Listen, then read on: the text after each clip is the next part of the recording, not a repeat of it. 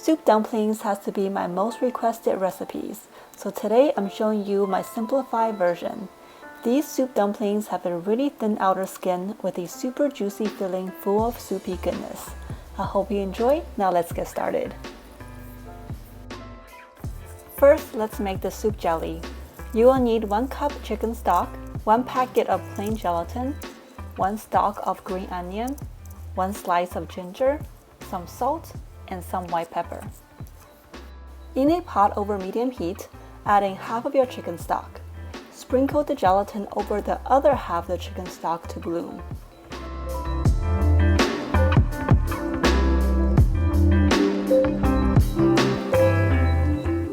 In the pot, add in your scallion and ginger as well as salt and pepper to taste. Bring to boil, then simmer for about 10 to 15 minutes or until the ginger and scallion have released their flavor. Traditionally, this soup jelly is usually made with boiling down pig skin, beef cartilage, or chicken feet. This is where I'm taking the simplified step by using gelatin. Otherwise, it's just too much work for me.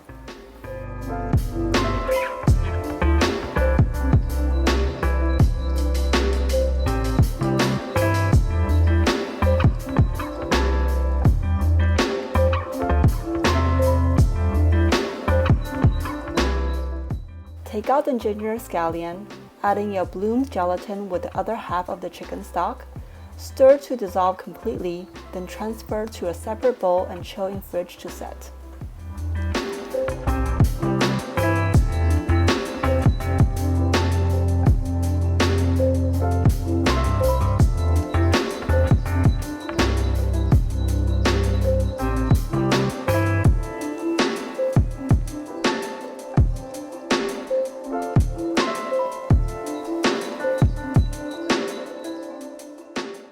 For the dough, you only need 3 ingredients: 2 cups of all-purpose flour, 150 milliliters of hot water, and a half teaspoon of salt. Add salt to the flour, then drizzle in hot water separately for 3 times. Stir in between each time you pour in water.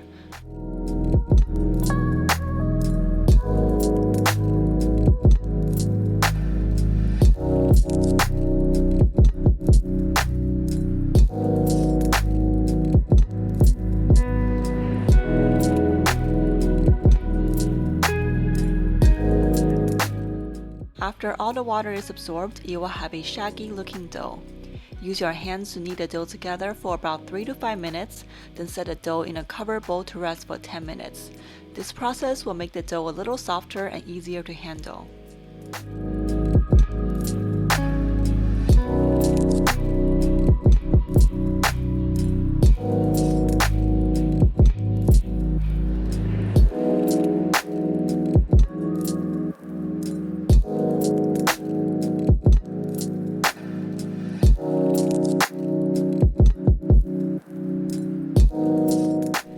After 10 minutes of rest, the dough should be much softer to knead.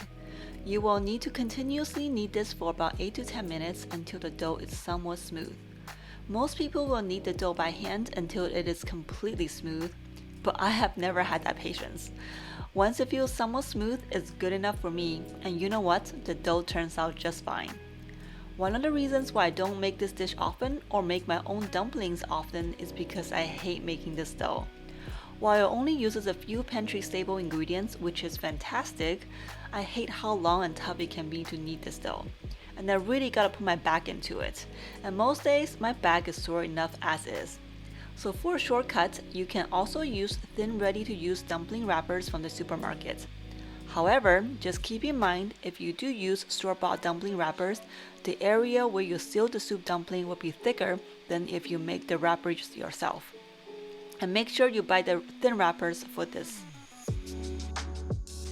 Once your dough is ready, place in a covered clean bowl to proof for 1 hour.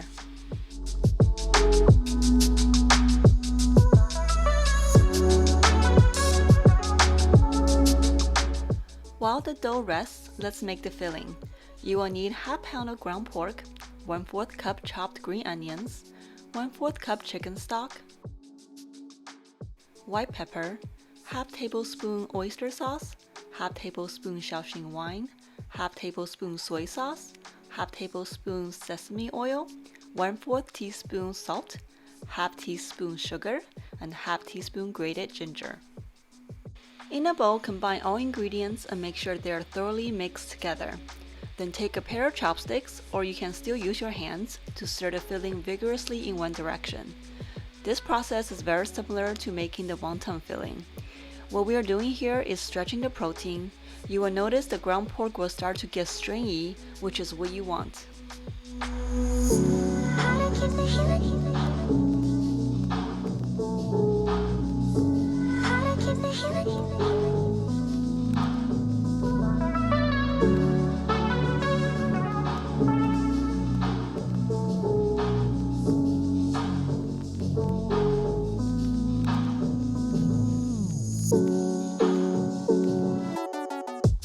This is the texture of the meat you are looking for. Once you have reached this stage, we will move on to slapping the meat, which we call da, which literally translates to hit. Basically, you're picking up some meat filling and slapping it back down into the bowl. This is literally my favorite part. This process will give the filling a better texture, and it's so much fun to do. Do this a few times, then cover your filling and store in the fridge until needed.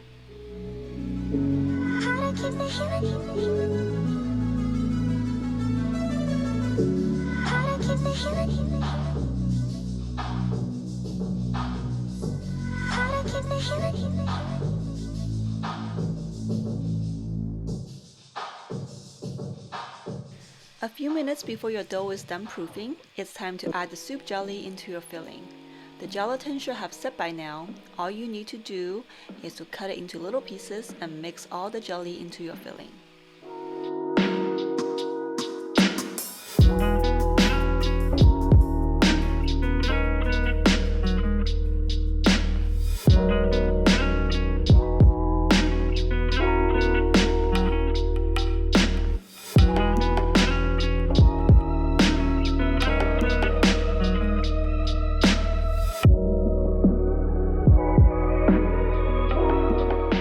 Once the dough is ready, cut it in half. Place the half you're not using back in a covered bowl so it does not dry out.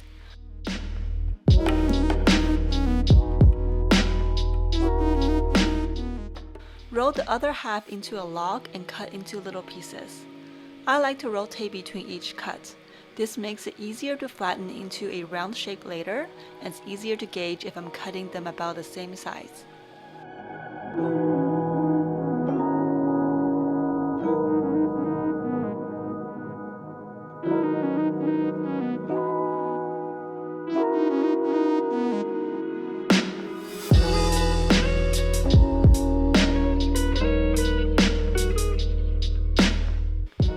Once all the pieces are cut, dust them with a little flour so they don't stick together. Flatten each with the palm of your hand, then place them all back under a towel to prevent them from drying out.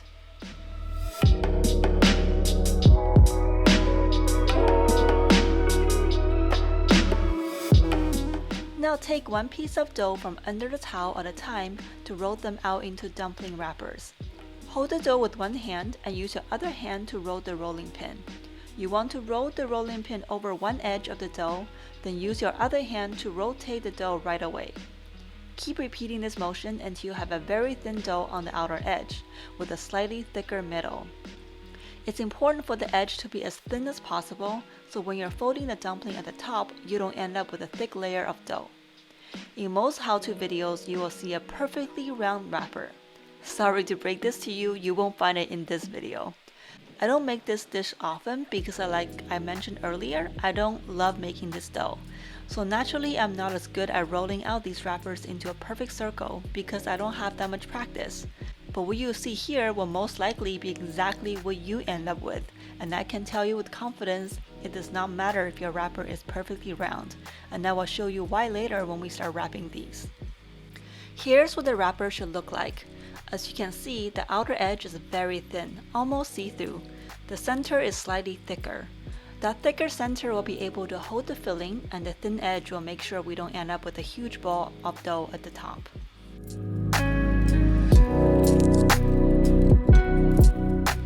Let me show you one more time in real time. You can see it does take a little work to get the outer edge as thin as possible.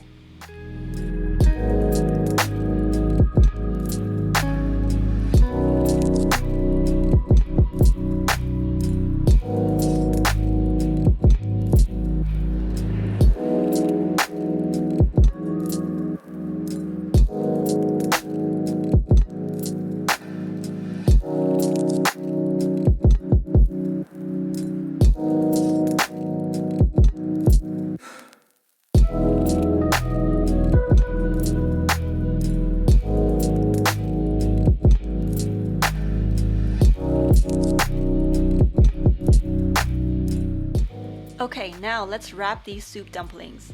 But first, do you see how round this wrapper is? Patting myself on the back for that achievement. To wrap these, take a wrapper and put in a scoop of your filling. Make sure you have a couple of those soup jellies in the filling. Now using your thumb to hold down the filling, while using your other hand to make little pleats at the top. Repeat until your dumpling is sealed. Don't be afraid to push your filling down with your other thumb. That's what that thumb is for. At the top, I usually always get some extra dough, so I simply pinch and twist to remove that part. This is why I said it doesn't matter if your dough is perfectly round, you will most likely end up pinching off the top anyway. Of course, you don't have to do that. You can always add more filling and make this a bigger soup dumpling if you like, but I prefer them bite-size.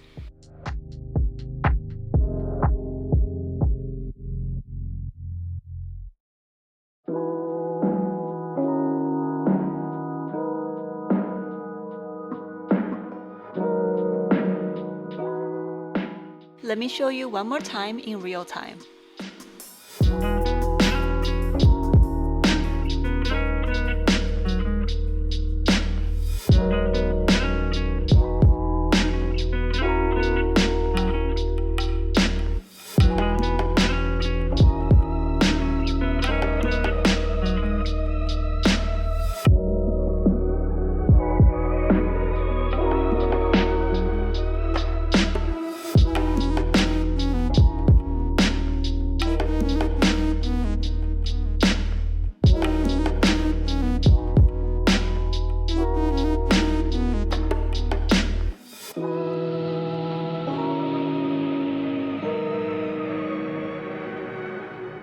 This recipe yields about 30 bite-sized soup dumplings.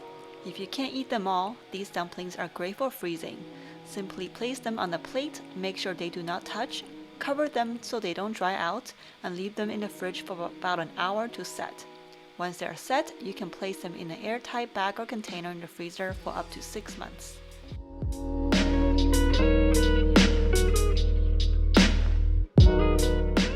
Finally, it's time to cook these. Place these in the steamer over boiling water for 10 minutes and they are ready to eat. I like to eat these with just some black vinegar.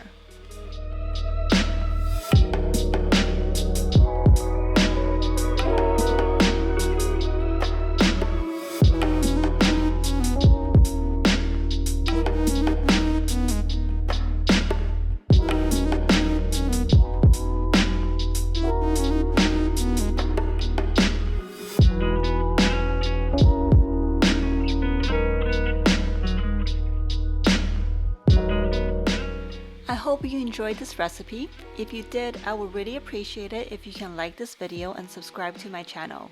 Thank you for watching.